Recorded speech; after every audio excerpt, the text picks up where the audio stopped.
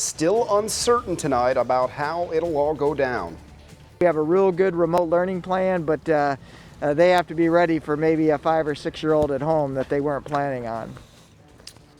Good evening, I'm Dylan Austin. We begin right there. New at 10, Quincy school administrators asking you to have alternative plans in place in case students have to start learning from home. And they say, realistically speaking, that could happen at any time. WGEM's Frank Healy has been following this story for us. He is live in Quincy tonight with more. Frank?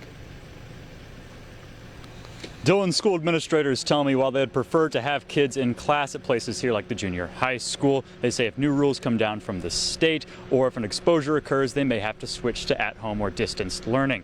Parents say it's something that's already on their minds. My kids are older, and you hope that they have the responsibility to do that, but as teenagers, you know, it's hard to keep them on task, make sure they're getting their work done. QPS mom Brenda Hill says even though her 3 teens are older, the idea of learning from home is concerning as her and her spouse work. She says she knows she doesn't have it the worst, however. Friends of mine who have younger children, they need daycare.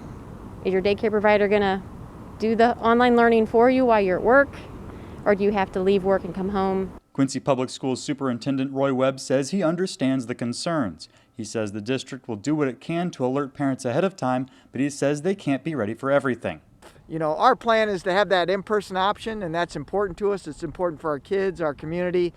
Most of the parents are choosing in person, so we want that. But if forced to, parents need to have a plan. He says if people are having trouble, there's potential resources in the community. I know that there are some organizations and churches around town that are doing things for remote learners, so you may want to reach out to them and talk with them. Hill says she's just hoping for the best. I think we're all just going to do the best we can, you know, and try to support the Quincy Public Schools, or if you're in the Catholic program, you know, and just try to stay safe and healthy. Quincy Public School officials want to remind parents that registration is ending Monday. They say that they're using that information to determine how many teachers are needed for both online and in-person classes. Live in Quincy, Frank Healy, WGEM News.